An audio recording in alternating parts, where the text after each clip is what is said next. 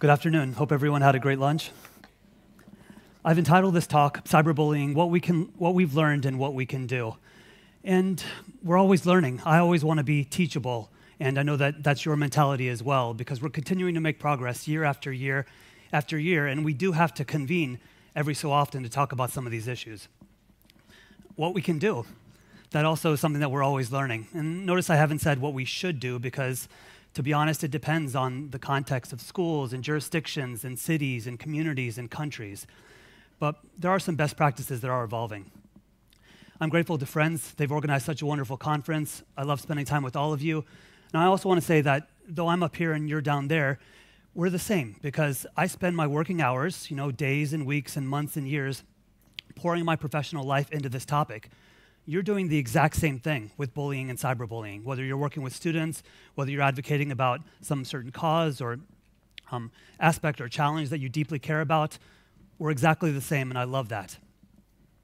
You see the hashtag, continue to use it if you are on Twitter, and we'll get into this. Let me also say that all of this stuff is pretty much on our website. If you need anything, just drop me a note, I'll get it to you. Also, if you perhaps want some of the video clips I share with you or others that I really like, happy to send those to you as well, just drop me a note. Let me start with a quick story. I'm a professor now, so you might imagine that when I was growing up, I was pretty introverted and very studious, and I had a lot of nerdy qualities, I would say. So, that gave a lot of ammunition to my peers to make fun of me and give me grief in a variety of ways, especially because I was kind of self-conscious, I was not very comfortable in my own skin, and I just struggled. Well, I remember specifically in middle school, I was in 8th grade, and it was PE class in our gymnasium, and we had 6th, 7th, and 8th graders all together in this one class. And the way that we lined up for roll call in PE class was according to our last name, alphabetical order. So I'm Sameer Hinduja. It just so happens that the hottest girl in school, Melissa Hall, stood right next to me during roll call. Now this blew my mind, and I would be so excited to get to PE class and just stare at her for a few minutes before we went off and played basketball or volleyball or something like that. Now one day, completely out of the blue, she starts talking to me, and this absolutely blows my mind, because back then, hot girls did not talk to me at all. Nowadays, it happens all the time. I got to beat them off with a stick. But back then, it wasn't happening.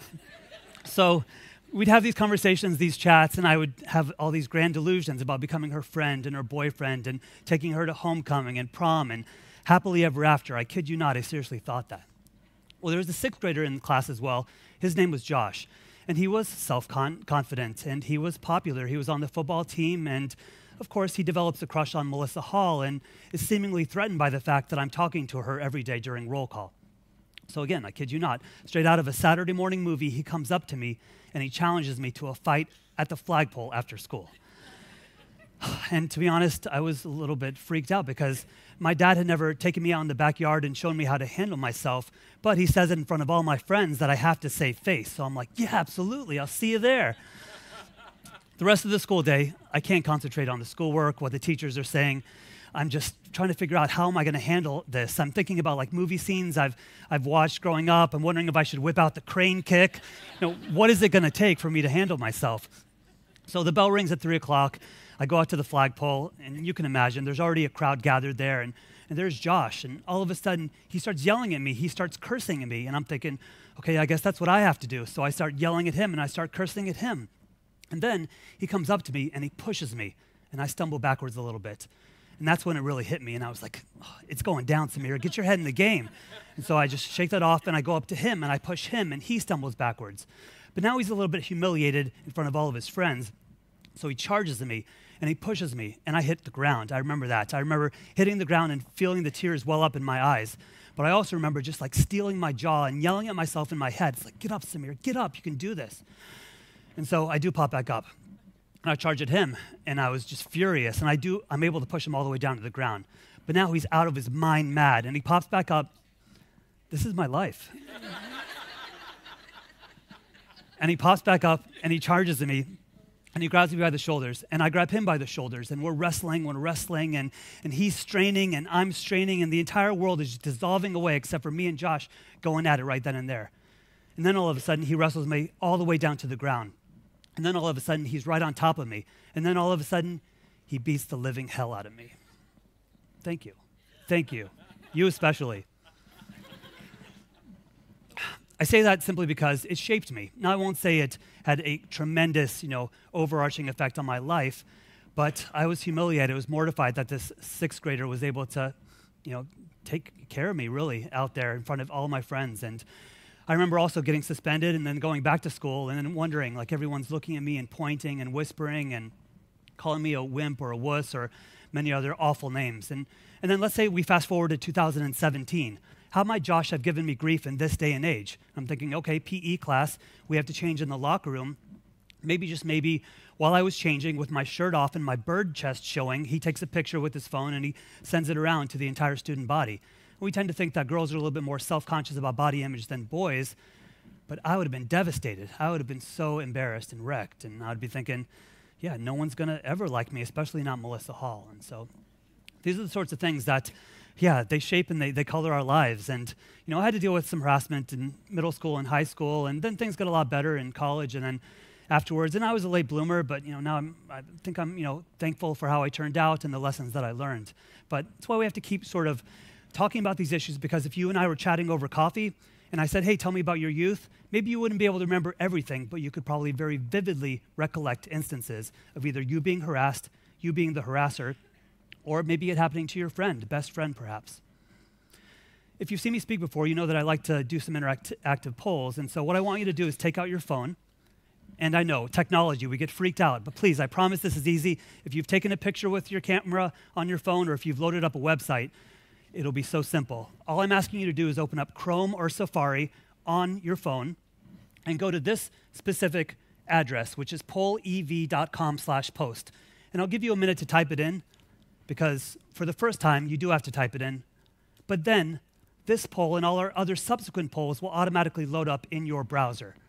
So again, you're just typing into your web browser on your phone or tablet or laptop, pollev.com/post. This will pop up, and I want you to answer this question. What is your current role? And this will just sort of help me to know where you come from, and I'll also do it on my phone.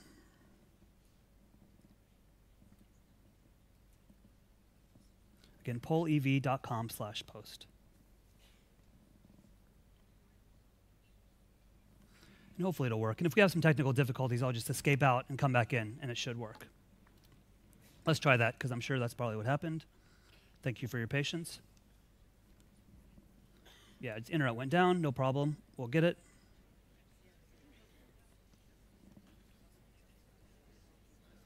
I'm going to just restart PowerPoint. But I'm pretty positive after I do this, everything will be perfect for the rest of the time together.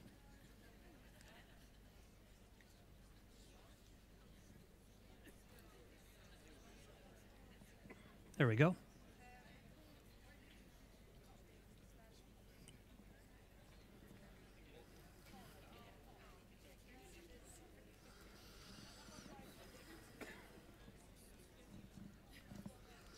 We'll get it.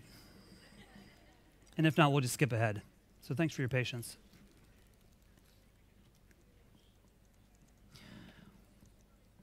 While this is working, let me just share with you a few stories because I've got the time. So I was also a bit of a troublemaker in high school, and I remember specifically, me and my friends, we would do all these crazy things. For example, we would go ahead and, I went to the store and I got one of those watches, which allows me to sort of tie my watch programmatically into the television and act as a remote control. And so when we were showing a movie or some sort of documentary, I would use my watch and I would turn off the TV or turn off the DVD player. And it was amazing because everyone thought that I was so cool. All right, we're going to skip over our polls. Thanks for your patience on that. Let us move on, and let me share with you a little bit about my background. Back about 10 years ago, I wrote a book called Bullying Beyond the Schoolyard with my colleague, Dr. Justin Passion, over at the University of Wisconsin, Eau Claire. And to be honest, we were just sort of looking at trends, just trying to get a sense of prevalence or frequency. Then a little bit later, we started to look at prevention and response, and we even worked with some of you guys in order to sort of bring together experts on this topic and sort of flesh out what we can do. You're going to mess with the internet, maybe? School climate. Dorothy mentioned yesterday that America is obsessed with school climate, and that's true. And so back in 2010, we also focused in on this specific issue, and I'll talk more about it in a second. Then we wrote a book specifically for teens, and you guys know it's really hard to connect with teens about these sorts of issues, but we've gotten really good feedback because we believe we convey this information in a very compelling manner. It's not lame at all. And so it's got a leader's guide with it that people are using. The internet? Oh no, I'm so sorry. You can't see anything. Yeah, someone should have told me. I'm just rambling up here. That's okay. Okay, sorry about that. So real quick, because I know you care about the beautiful covers, there's the first one, there's the second one, there's the third. There's our book for teens. This is one of our more popular books, again, preventing and responding to cyberbullying. And then this is our most recent. Again, just sort of spelling out to counselors, mental health professionals, parents, school professionals, and other youth workers about what we can do in these issues. What is cyberbullying? Again, don't need to spend a lot of time on this, but we do have this academic definition that we share. Willful and repeated harm inflicted through the use of computers, cell phones, and other electronic devices. I know we all had a chat earlier this morning about definitions and other issues. Donna has mentioned this, Dorothy as well, about it co-occurs with regular bullying.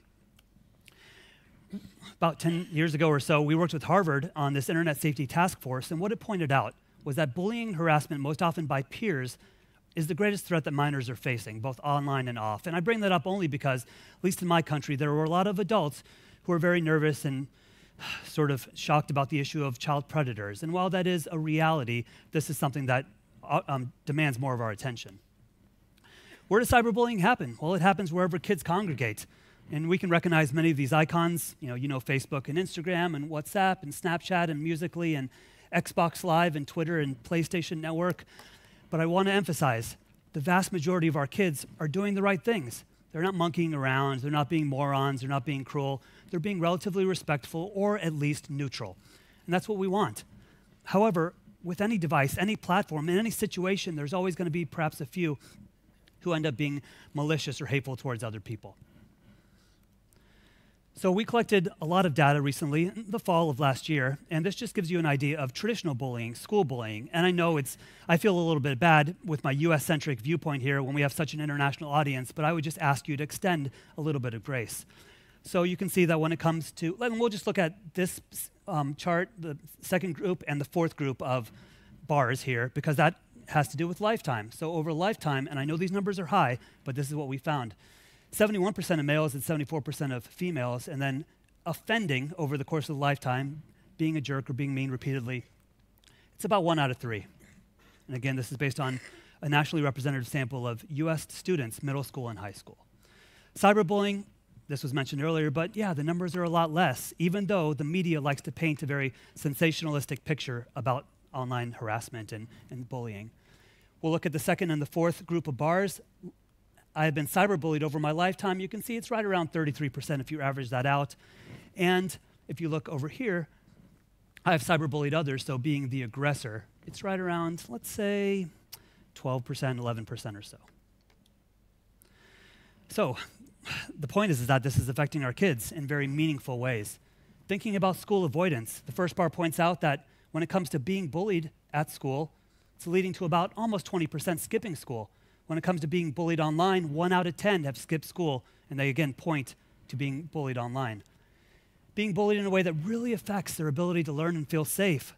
Well, bullied at school traditionally, it's around 80%, and that makes sense because if you're bullied at school, 4 out of 5 kids are like, man, how am I supposed to concentrate? I'm always wondering what's going to go down at lunch or maybe in the schoolyard later today.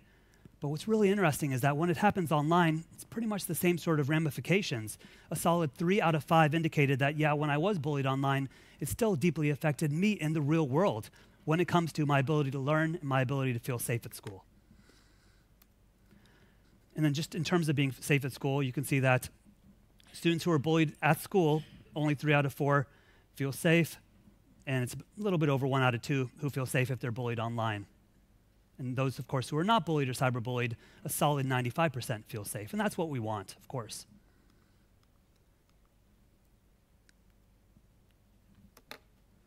It's always something, huh? Wait for my Windows wheel to stop spinning. No. Yeah, thanks again for your patience. So another thing that I would do with my friends was we would have some sort of assignment, and the teacher was up in the front, and she was really, really elderly, to be honest, and please don't judge me, but she would just be chatting with some of my other friends, and I kid you not, me and some other people we went back to her desk and we picked it up and we turned it all the way around and we rearranged all of the shelving and the paper clips and the calendar and everything to face the proper way. And it was just amazing because then when she went to set back down, she was completely astounded and was wondering how in the world we would have done that sort of thing. I'm going to get to tell you a lot of stories if we keep having these technical difficulties. So let's switch gears briefly and talk about digital dating abuse. I know that sounds very dramatic, but I simply mean, okay, kids get involved in romantic relationships because it's the thing to do. But then unfortunately, because maybe they've got jacked up sort of representations of what love is, maybe in their household, maybe in celebrity culture, maybe they just don't know what they're doing because of how high the emotions are and how low the emotions are. There ends up being various forms of power and control and abuse being demonstrated. For example, let's say that I'm out with my wife and it's date night and we're having a good meal and stuff, but then she has to go to the restroom or the bathroom and she leaves her phone on the dining table and I pick it up and I'm rifling through her texts and I'm going through her Snapchat logs just to make sure she's not talking to another guy.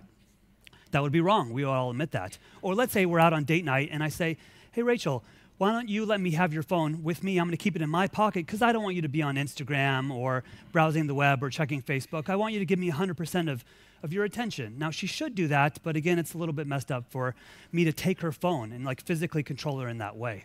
So we're just seeing this, and you can see some of the other examples up here on the slide. I don't know what to tell you. Sorry about that. Resume slideshow. So we'll skip over these polls, if you don't mind, and we'll talk about what we found in our dating violence victimization. If you look at the group of bars on the left, and I know it's a little small, but I'll spell it out for you, it sort of breaks down various forms of, let's say, violence against these middle schoolers and high schoolers that we collected data from in 2016. For example, 10.6% said that their significant other tried to keep them from doing something they wanted to do. 9% called you names or criticized you, etc. Then on the right side of the chart, you can see various forms of electronic dating violence. Look through the contents of your phone or tablet or other device, prevented you from using your phone or other device, threatened you in a cell phone text message. That's about 3.8%. And I know these numbers are a little bit small, but still, they're meaningful. So to summarize all that, if we were to group traditional dating violence and online dating violence together, you can see that it's about 14% said, yeah, I've had to deal with this in the real world with my significant other. And about 1 out of 10, a little bit more than that, dealt with it online. So my point here is that this is just something that we need to be considering and perhaps studying because I believe this can be conceptualized in certain contexts as bullying or cyberbullying. Offending, again, I won't break down the charts, but let's just summarize this. Almost 10% said they engaged in dating violence offline, and then 7.1% revealed that they engaged in dating violence online. So those numbers are pretty similar, but still 1 out of 10 or so, it warrants our attention, I think, also a response. This is really interesting. 4 out of 5 of those who had to deal with dating violence online were also victims offline. And let your mind go to those places, thinking about dating violence offline, the physical abuse, and what else that could look like. 63%, so a little bit over 3 out of 5 of those who had to deal with offline dating violence are dealing with it online. So again, perhaps you're being abused in your relationship, in your romantic relationship. And of course, since technology is such a big part of youth culture and their lives, they're going to also embrace technology to exert power and control and abuse. Skip over my polls. Let's talk about sexting. And I just think to myself, man, I would never have the nerve to ever ask a girl, let's say, for a nude. But I guess it's just so commonplace these days. It's trivialized, it's normative. You could be like JK, LOL, and sort of disarm the other person. But, this is just seemingly such a big part of youth culture these days. We'll skip over a couple of polls if you don't mind, and we'll look at the data. And we can see that overall total, it's about 12% have sent a nude to somebody else. About 18%, so almost 1 out of 5 have received a nude on their phones. And you can see it goes up as you get older, which makes sense because we sexually experiment more as we get older. Again, these charts are on our website, and I can talk to you more about them later. Top reasons to be flirtatious. Okay, this makes sense. You're trying to deepen intimacy in your romantic relationship. It's what all the cool kids are doing, let's say. Perhaps to solicit sex, to get attention, as a joke. Pressure by boyfriend, pressure by girlfriend. Blackmail, that would be a crime, by boyfriend or girlfriend. And then sent on accident. I don't know how these pictures accidentally get out there, but I guess it could happen. Another quick story. So I go to the dentist twice a year. I'm friends with my dental hygienist. And so we just chat. She wants to catch up with me about my life, me about her life. And so she's got a son. And so she wants to show me new pictures every time I go, every 6 months, of her son and how he's growing up. And so I'm like, oh, this is awesome. Well, maybe when I'm getting my cleaning done, I'll give you my phone, you give me your phone, and we can just sort of go through each other's camera rolls. And she was like, no, I don't want to give you my phone. I'll just load it up on my phone. And so she goes over to her phone, she unlocks it, and she says that she has to show it to me in Facebook. But while she's opening up Facebook, her camera roll is already open, and I kid you not, boobs everywhere. So many pictures. And she was like, whoa, and she pulls the phone aside, and she's like, did you see anything? And I lied, and I said, no, I did not. But I did, and I still see them when I close my eyes sometimes. But the reality is that it could happen to anyone if they're on our device, if they're on our camera roll. But my main concern, because I don't have any sort of qualms about sexting or anything like that. My concern is about victimization. And revenge porn is something that is happening where you might send a nude to someone that you trust, but then things go awry in that relationship. And so many relationships end in middle school and high school, even though deep down, I'm a huge fan of love. I want them to last all throughout time, but they just don't. And so a lot of hurt feelings because people's hearts feel stomped on. And then there's public humiliation because you show these pictures to your friends or you post them online, perhaps on certain websites specifically created in order to humiliate exes. Sextortion, we're also looking at this again amongst our population of middle schoolers and high schoolers. And again, these numbers aren't humongous, but I think they still cause me to wonder, dear heavens, how is this happening? So, 5.8% of males and 4.1% of females. Then again, we asked them some questions. So of the 277 who experienced sextortion, how did you know the person? It was someone that they trusted. But it makes me so sad that, can we really trust anyone? And I don't want us to all sort of have like paranoid perceptions about the person we're in a relationship with or that we like or that we're flirting with, but you just never know. And then just a quote that I got from a student whose ex-boyfriend did some awful things involving the nudes that she shared with him in trust. And just the toll that it's taking on her real life. How did the person who threatened you actually harm you? And you can just see repeated unwanted phone or online contact, sent a sexual image of you to someone else, 27%, posted a sexual image of you online, 25%, posted personal information about you online, also known as doxing, which is another trend that we're seeing. Stalking or harassment, that's a criminal offense, but that is also occurring in 15% of cases. And so it's hard to see what's going to happen. And we get involved in these friendships or relationships, and we think that they're going to be good for us or our personal success or professional success. Like this one girl who was doing some local modeling, but things took a turn for the worse. And he ended up using those pictures that he took in good faith of her as she was modeling against her. Posting a Facebook account under a fake name, adding all friends and family and posting nudes, and then saying extremely hateful things. Who did you tell? They're confiding in a friend, which we like to see. 1 out of 3 are talking to a mom or a dad. 12% are talking to an adult relative that isn't a parent. And only 1 out of 10 are talking to an adult at school. You might be thinking, man, as an educator, do I really want to open myself up to these sorts of conversations? But maybe, just maybe we should, because we care about these kids, offline and online. Just a couple other examples. And you will not believe that every week, individuals are contacting us, and maybe even you as well, as you provide support to kids and to teenagers about their situations, about their instances. And even though, we've got this show called Catfish, you perhaps have seen the documentary as well, you would think that everyone would be wise to this and make sure that they validated their identity, make sure that they had some information about them, the other person, instead, in case things go awful. But I just feel like there's a lot of trust unwittingly offered and then exploited, which is just shocking. And then we're also starting to, we wanted to study this new trend called digital self-harm. Maybe you heard a few years ago about the Hannah Smith case, and there's Hannah. But after they did the investigation, which they thought specifically was cyberbullying, they found out that she was writing these awful messages to herself online. So what could possibly be the motivations? Is it a cry for help? Is it a call for more attention and validation and affirmation? Did she simply want someone to love her? Are there other sort of dysfunctional thought processes that go into this? So we've been looking at this, and We're going to continue to flesh out the research as we submit this paper for publication, but I just want to point out that it's about 7% of males and 5% of females who said that they've anonymously posted something online about themselves that was mean. And those numbers are similar when we asked it in a different way, when we just said, hey, have you ever anonymously cyberbullied yourself? What are these kids struggling with? How can we come to their aid? How can we support them? And again, I could share with you any of this sort of information. So let's talk about deterring youth bullying, again, in cyberspace as well as in the real world. And Patty Agustin, who again is president of the International Bullying Prevention Association, pointed out a couple of these, but I really thought that they're worthy to emphasize. First off, I'm not a big fan of formal sanctions. And we had I believe the General Secretary of the UN talk about how we need more resources to focus in on policy and legislation. I just want us to do so cautiously, simply because, from my experience and perhaps yours, just because we have formal laws prohibiting a certain act and we criminalize bullying or cyberbullying or whatever might be going on in a small town or jurisdiction, I don't think it's going to deter kids.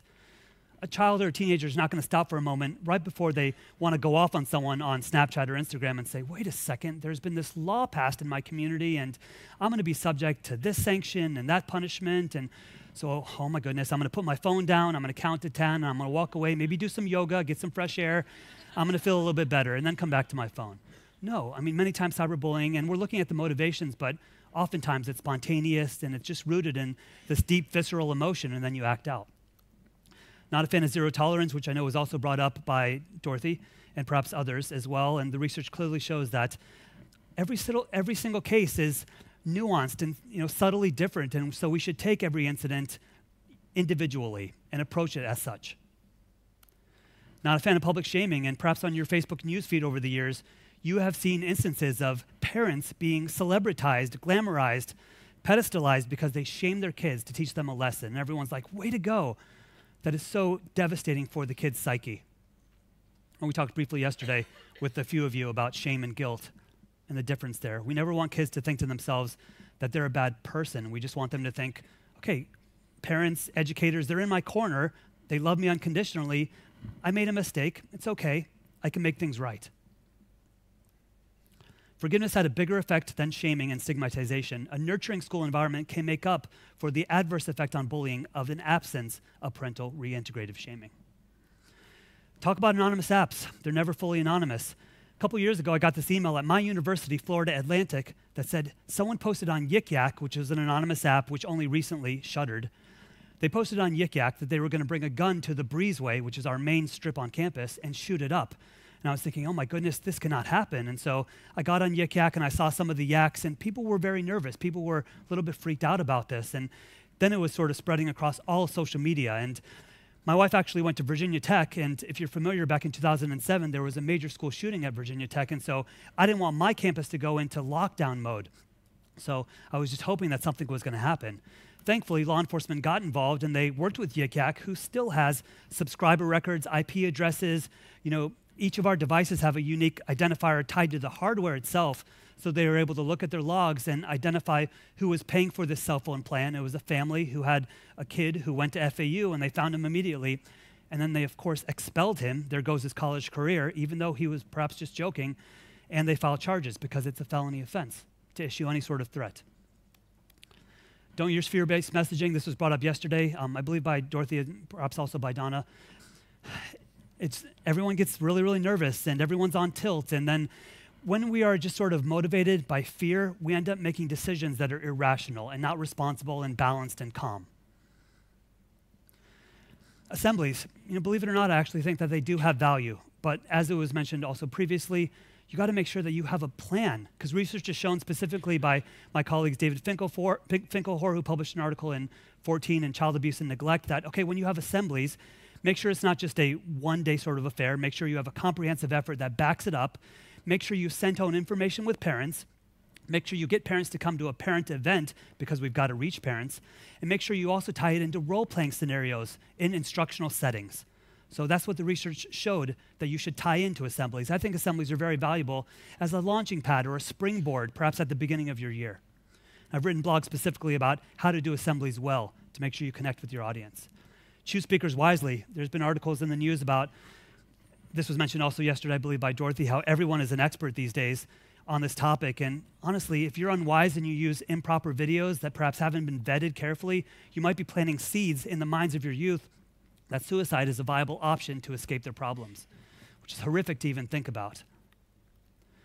This was also brought up. I don't want to spend any time on it, but you know that there's all sorts of other factors, third-party factors going on in the background of most youth who end up taking their lives. We want to give students a stake in conformity. How do we get them invested in the school and in society and in their community in general? If we're able to do that strategically and creatively, then they'll care more. Then they'll feel like they belong to something epic and meaningful. We'll talk about how to do that. I love this quote. I'll give you a second to read it.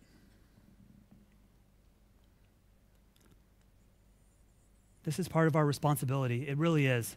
And I know our plates are full. I know we're overextended. I know we're under-resourced. But why are we in the youth-serving professional field?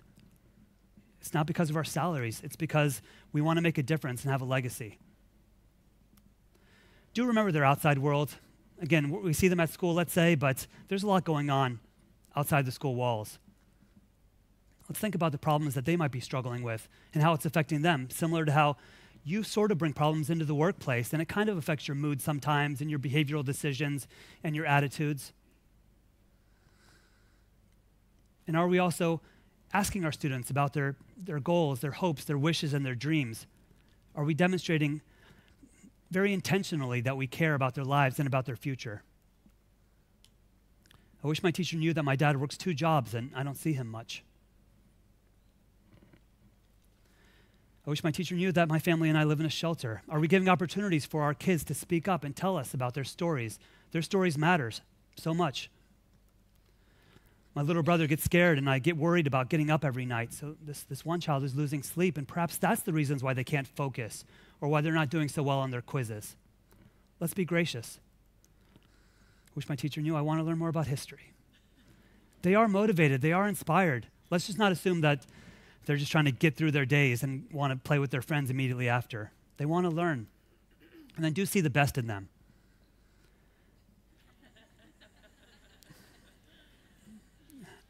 My heart just breaks. I love this. When we believe in them, they rise up.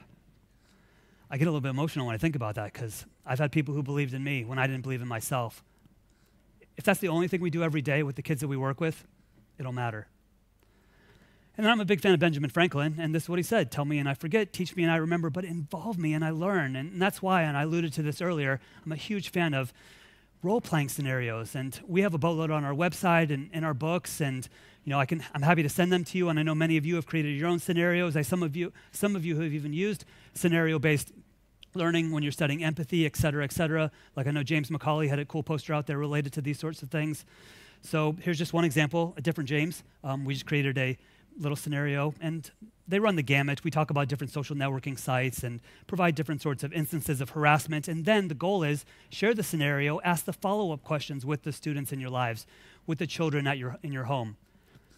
Commend them for the right actions and responses and answers, and then correct them for the improper actions or responses. Just fill the gap. That's what we're supposed to do as educators, as adults. School climate. And again, even though America obsesses about this, I still believe deeply in it, and I just want to share with you about it for a couple of minutes.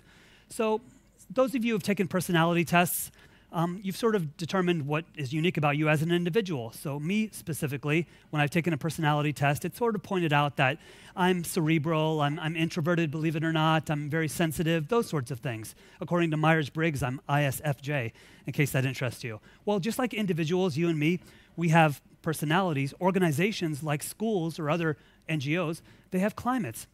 And the climate simply means all these elements like connectedness and belongingness and peer respect and school safety and school spirit, all sort of just like coalescing together.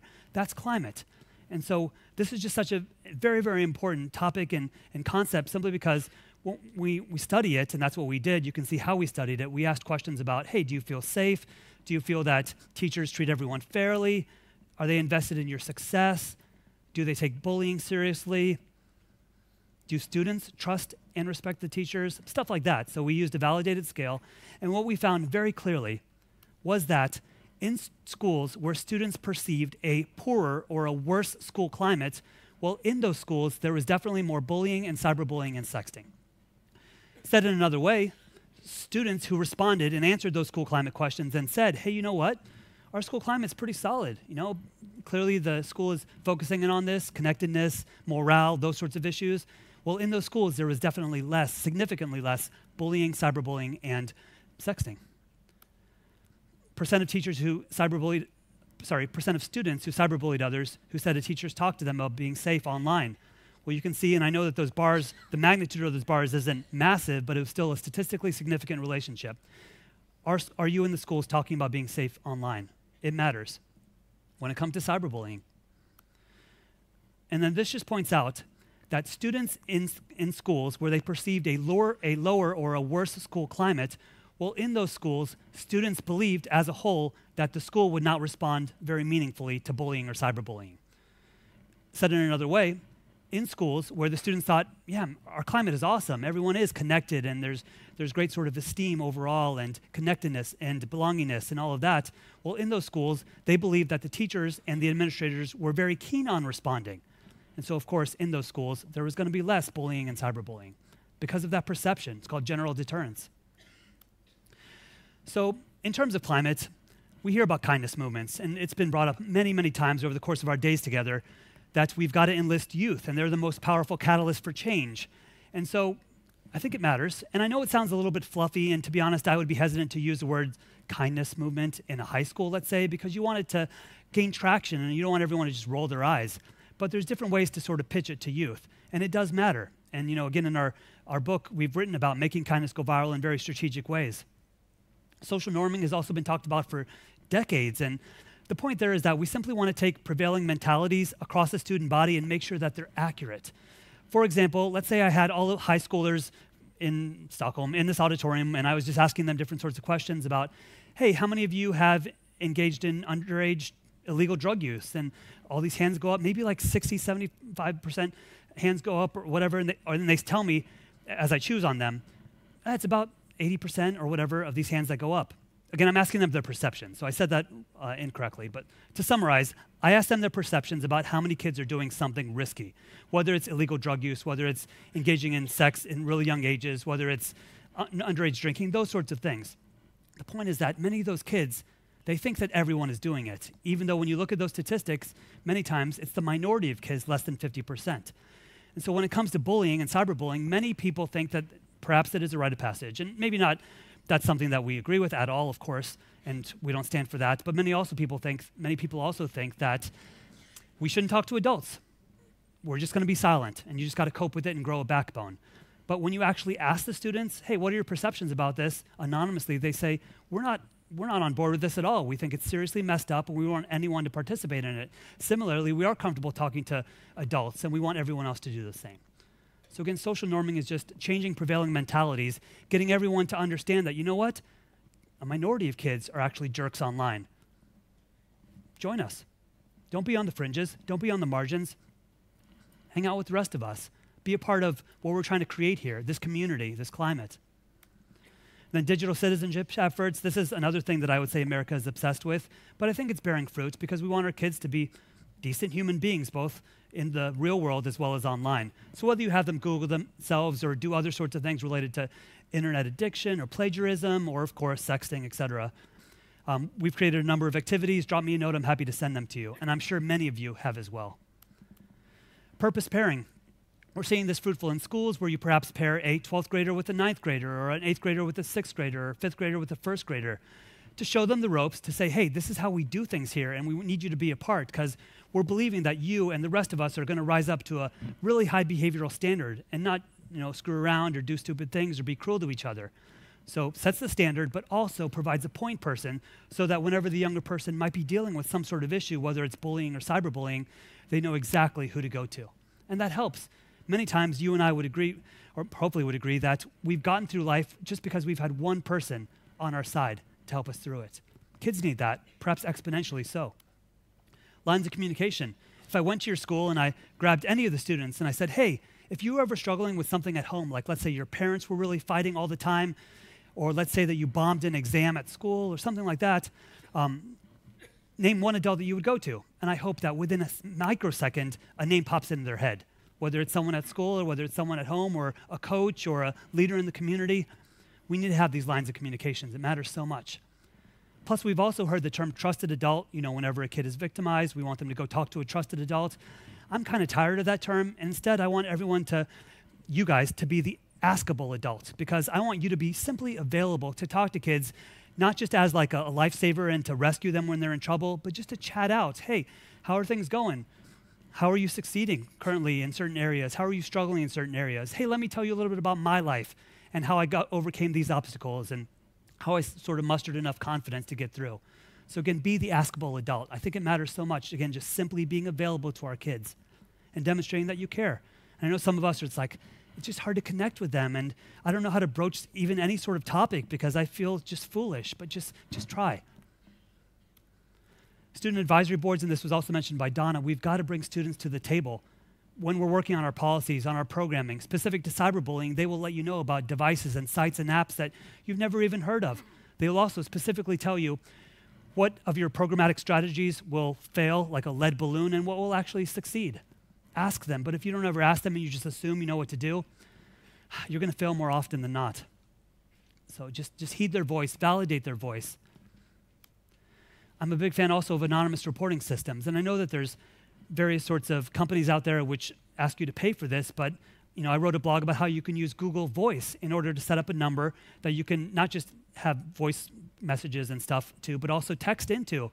And I just feel like many students, they're surveying the landscape and they're looking for a way to talk, to share what's going on campus or in the community organization related to victimization or related to various struggles.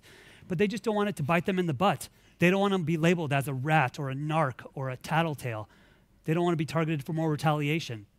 Give them that venue. You can easily create a web form via Google Docs and put it on your organization or your school's page. If you need any help with that, let me know when it comes to Google Voice or a text line or anything like that. And then I mentioned this earlier, we got to get kids invested. So tie it into your school's identity. That way they start to believe, you know what? This is just what we do around here. The right thing, the noble thing, the cool thing, the classier thing. Not the juvenile thing, not the immature thing, not the lame thing. And we also want to get them to move from, I shouldn't do that because I'm going to get punished, to I wouldn't do that because, hey, I'm better than that. We're better than that. We're part of something epic and transcendent. So yeah, you see that. And so how are you? It's really related to messaging. So think about your organization, think about the students that you're working with, and what sort of messaging strategies are you employing when it comes to posters, when it comes to YouTube videos, when it comes to social media, when it comes to different sorts of ways enlisting them to create the content, to constantly remind everyone of what you're all about. And I do think it's all tied into school climate or esprit de corps. Empathy. I saw some shirts which says that empathy is the new black. I would totally rock that. And so I'd love to hear more about your program, but we simply want kids to care about others and put themselves in the other's shoes. And so I think that you can do that through literature without a doubt. These are some of my favorite books. El Defo is about this one kid who's got a facial deformity, and my best friend has a facial deformity, I kid you not. And so I empathize really much with that specific book. Where the Red Fern Grows, another classic, One and Only Ivan, award-winning book about this one gorilla who lives in this storefront of a mall, this glass sort of cage, let's say, and he's pretty much only about himself, but then there's a small little elephant who joins him in this storefront in a mall, and he learns how to not just care about himself, but also care about this little guy. Many of us have perhaps read Wonder was about a facial deformity. El Defo was about having to wear a hearing aid around your neck and just the struggles that girl had to deal with. Same Son Here, about just two different people one person lives in New York, one person lives close to the coal mines in Kentucky, and just how their lives are still very similar. Family Under the Bridge, another amazing book about this one homeless fellow who lives under a bridge by the Seine River in Paris. And again, he's only about himself, but then one day he comes home to a spot where he always sleeps and sees that there's this other homeless family. And of course, he's really irritated that someone had the nerve to take his spot, but then he develops empathy. Out of My Mind, another really good book, Inside Out and Back Again, about this one refugee who eventually makes it to America after leaving Vietnam, and just her story. I want kids to care about things that are outside of their own country and the struggles that other people have to go with. And The Breadwinner, what's it like to be a kid or a teenager growing up in a Taliban owned, or like a Taliban regime in Afghanistan, in Kabul. Think about exposing our kids to that.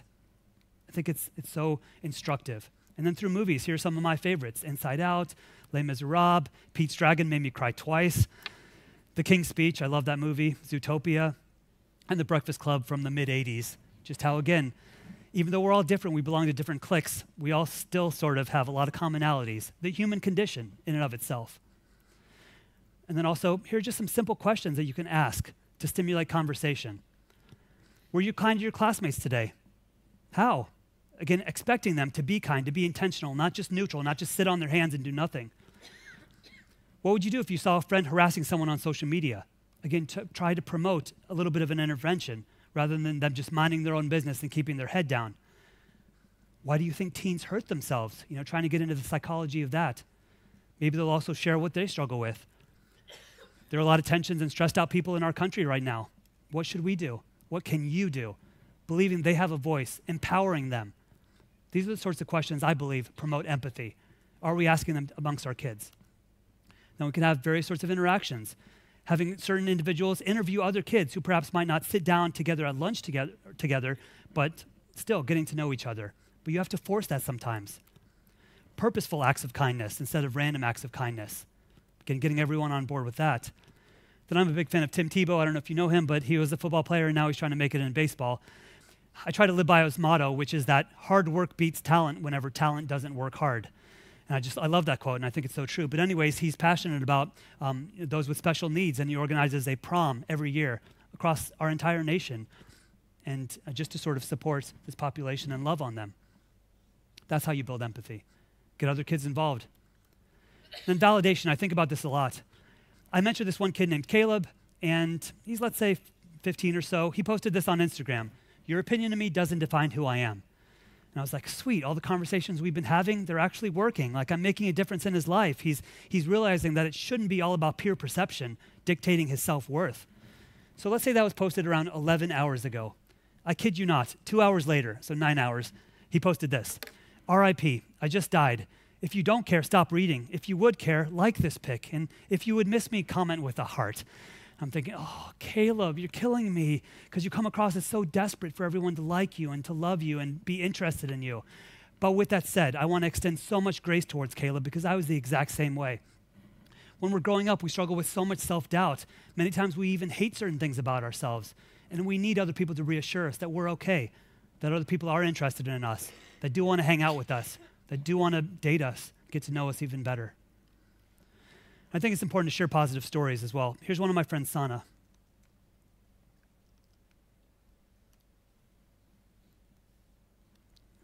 Of course. Is the soundboard muted? And if not, we won't worry about this. I can just summarize it. Cool, I'm not going to worry about it. It's okay. So the story with Sana is that she struggles with alopecia, which is a hair loss disease. And it blows my mind how she has had to endure this during all these years of high school. Now, for many years, she wore wigs just to try to cope with it, just to sort of fake it until she made it. And then she was like, I'm tired of this. I'm tired of not being authentic. And so one day she made a Facebook video taking off her wig, sort of exposing herself and then sharing her story. And she didn't know how everyone would react. But then when she got to school the next day, everyone supported her and loved her and was in her corner. And it was just so amazing. And so she decided to create this movement called Natural Day. And it's on February 13th, the day before Valentine's Day. And so on February 13th, on Natural Day, all girls across the nation, across the world, are supposed to go to school without trying to be perfect, without their attire or their dress being perfect, without wearing makeup, without their hair all perfect and straightened or whatever, just to be natural and just to believe that the world is a kind, accepting place. And she was really specific about it being on February 13th because she said, it's got to be the day before Valentine's Day because you're not really able to love others unless you're able to love yourself. So that I also get chills just sort of sharing that because, again, we do struggle sometimes with loving ourselves, and that sort of jacks up the way that we love others. We've also seen various trends involving anonymous compliments on social media pages. At my university, FAU, we use Facebook, and you can see that I've been featured on this page 4 years ago, and I hope someone notices that I'm a good person and recognizes me again. But to be honest, I don't do it to be commended or noticed, But it was really awesome that someone did say, wow, Sameer's a cool guy. And I think that what he's doing on campus and the presence that he is, it's adding a lot of quality. And so that made me feel amazing for like a whole week. And so periodically, every day, let's say, every few hours, another person is featured. It's usually students, sometimes it's faculty.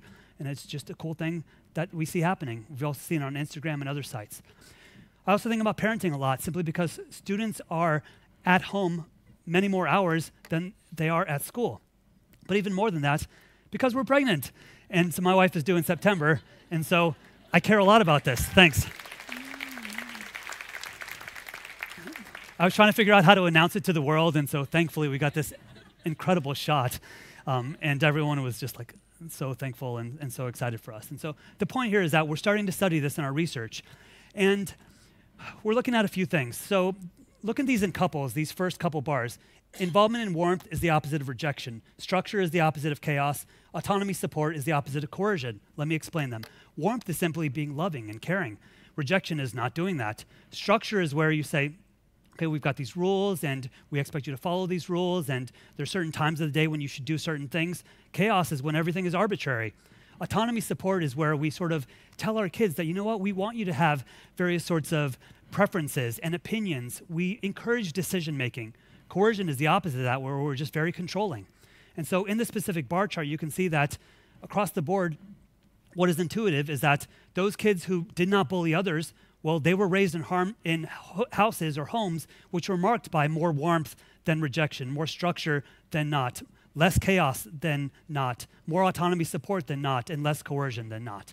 Again, it's intuitive, but it's really cool that that was borne out in the research. Same sort of findings when it comes to cyberbullying. Those who did cyberbully others, well, they came from households that had less warmth than not, more rejection than not, less structure than not, more chaos than not, less autonomy support, again, validating their preferences and their opinions, and more coercion than not. And so to summarize all that, make sure that we've got a lot of love going on in our family. It matters so much. Make sure that we have set times to do certain things. For example, having dinner, because it's simply a point in time where you get together, and I know it might be forced at the beginning, but you share stories and you do life together. And then if we have to have high expectations and believe that our kids are going to rise up, that matters so much. I have about 6 minutes left, and so I'm just going to get close to wrapping up here. Let's talk about resilience. When I think about resilience, I think about a rubber ducky in a bathtub. And let's say you push it underwater, but what happens? It pops right back up. And in part, not fully, but in part, we want our kids to be resilient. To define it, it's just to bounce or spring back. But more than that, we want them to develop certain social and academic competence because, to be honest, they're going to deal with stress perhaps every day.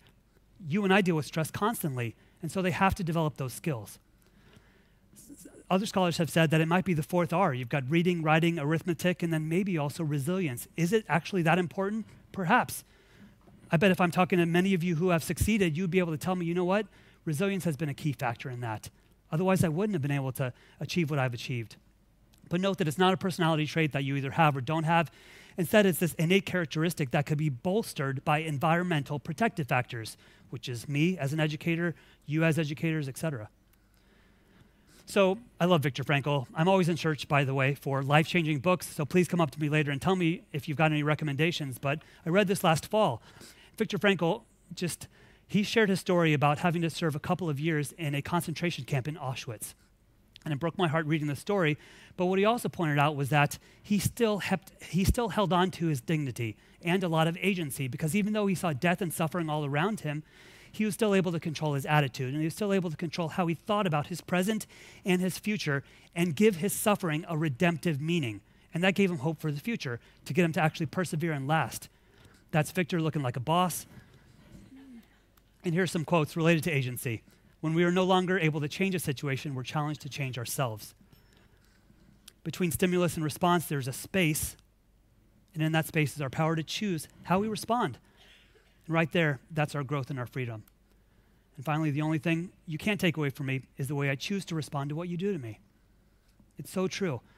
Our kids are going to have to face harassment. Our kids are going to face various sorts of struggles, not even just relational and social stuff.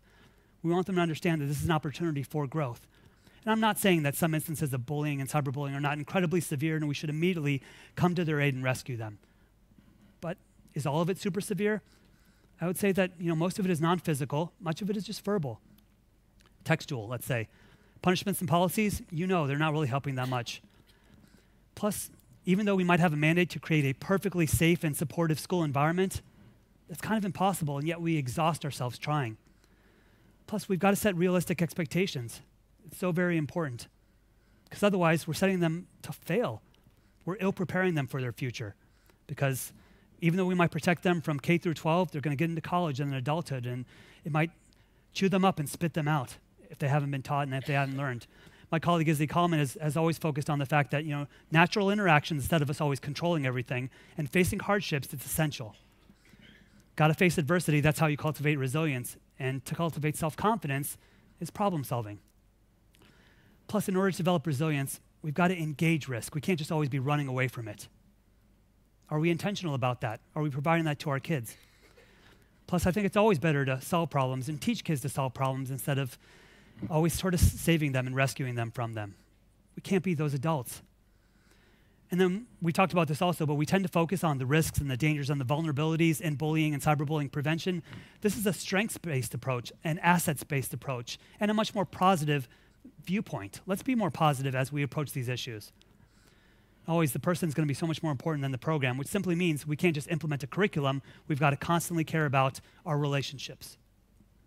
Looking at the research, this simply says that those kids with higher levels of resilience, when they were bullied, and let's just for a moment assume that they will be, when they were bullied, it didn't really affect as much their ability to learn and their ability to feel safe. Those with lower levels of resilience, it did much more strongly and significantly affect their ability to learn and feel safe at school. Very same finding related to cyberbullying. And again, all this is on our website. Happy to send them to you as well. Plus, we want our kids to respond in pro-social ways when they are victimized. You can see on the right of the screen, report to school, report to site, change screen name, maybe call police, delete account, block.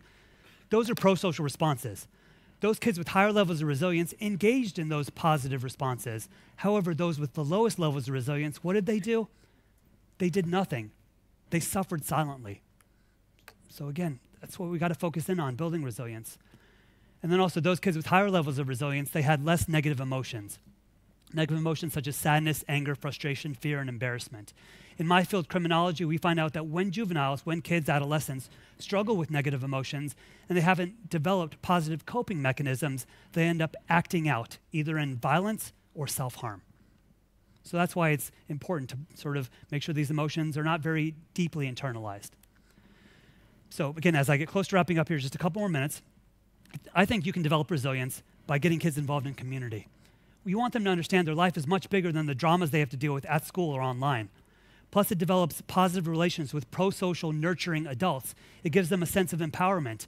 I did a lot of, helping with building houses for the homeless. I went to third world countries to work on missions trips, and I know not every student is privileged enough to get those opportunities, but I know there's stuff in your own community that your kids can get involved in. The ABC model simply means that we get adversity in our life, stress, etc. That leads to our beliefs, and then those beliefs lead to consequences. And so everything hinges on right between adversity and beliefs. It's how you think about things that actually matters and then affects your attitudes and your actions. And so, for example, if you have the belief of your rights being violated, you're going to be furious, you're going to be angry. If you feel like you've lost standing with others, you're going to be embarrassed. If you feel like your self-worth has been undermined, you're going to be sad and bummed out and depressed. So those are the emotions and the consequences that follow. Here's a quick example. Let's say you're a girl and you see this picture on Instagram and it's your friends and they had a sleepover without you and you're like, what on earth? Why wasn't I invited? And so you have the adversity, which is seeing this and not being invited to the sleepover. Then what are your beliefs? Are your beliefs, I'm a loser, they've always just pretended to like me, they don't really like me, I'm always left out, this is going to be the story of my life? Or is your belief a little bit more positive, where it's like, sometimes parents only allow 3 girls to come over. Sometimes plans evolve spontaneously, and maybe they're all hanging out at soccer, and then they just immediately spent the night together.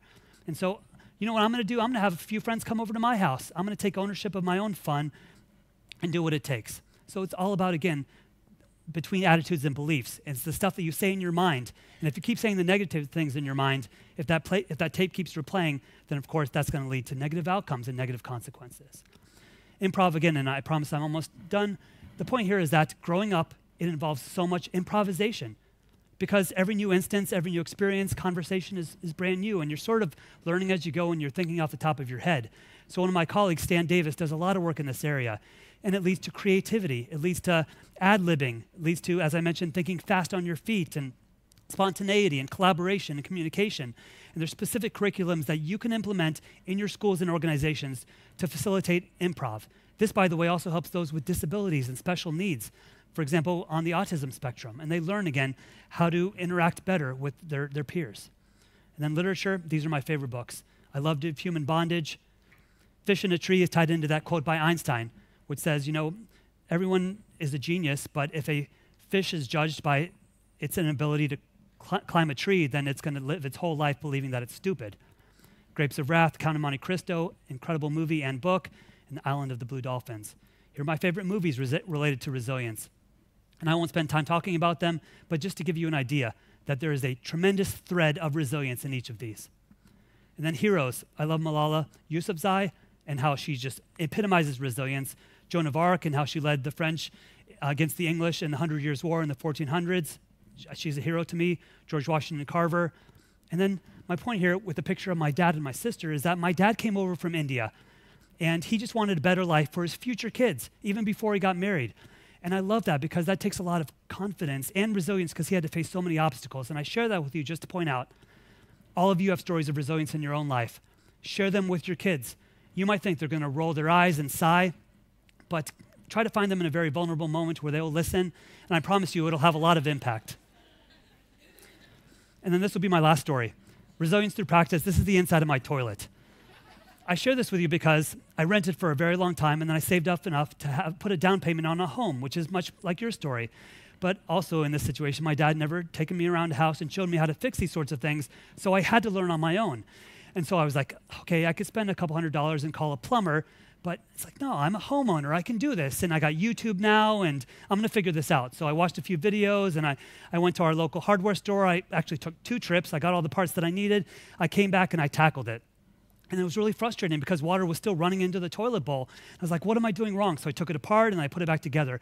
It was still happening. I kid you not, it took me 3 hours to finally get it right. And I was hating myself, and I was like, why is life so hard? Things are always like this. This is how the rest of my life is gonna be when it comes to any home improvement. But I figured it out again in 3 hours. And now, believe it or not, within 10 minutes, I can come to your home and I can change out the innards of a toilet, just like that. And it gave me so much self-confidence because I overcame that adversity and developed resilience so that now I'm tackling many other home projects. I've installed a ceiling fan, I've installed dimmer switches, and I've only been electrocuted 1 time. I also worked on my car a little bit, and so I'm learning. The point is that we've got to give our kids experiences like this because it does help instead of always just rescuing them and saving them. This is my shoulder. Again, very last point. Resilience is tied into inoculation. I'm allergic to a million things. I know Dr. James O'Higgins Norman from the Anti-Bullying Center over at Dublin City University, where I'm doing a lot of work, he is also allergic to a million things. But I keep being injected by the allergens themselves, mild doses, mild strains, etc. And the hope is that I'm going to develop a tolerance or resilience, resistance to it, a resilience to it really also as well. And so that could be specifically tied into how we're raising our kids. If we give them mild instances of hardship, of adversity, and we give them the encouragement and the support that they need, maybe, just maybe, they will overcome. And that's what we want as they face bullying and cyberbullying. If you need anything in the future, please reach out. I'm happy to get back to you. You can tell I care deeply about this issue. Thanks for being patient with the technological issues, and thank you once again to Friends for an amazing conference.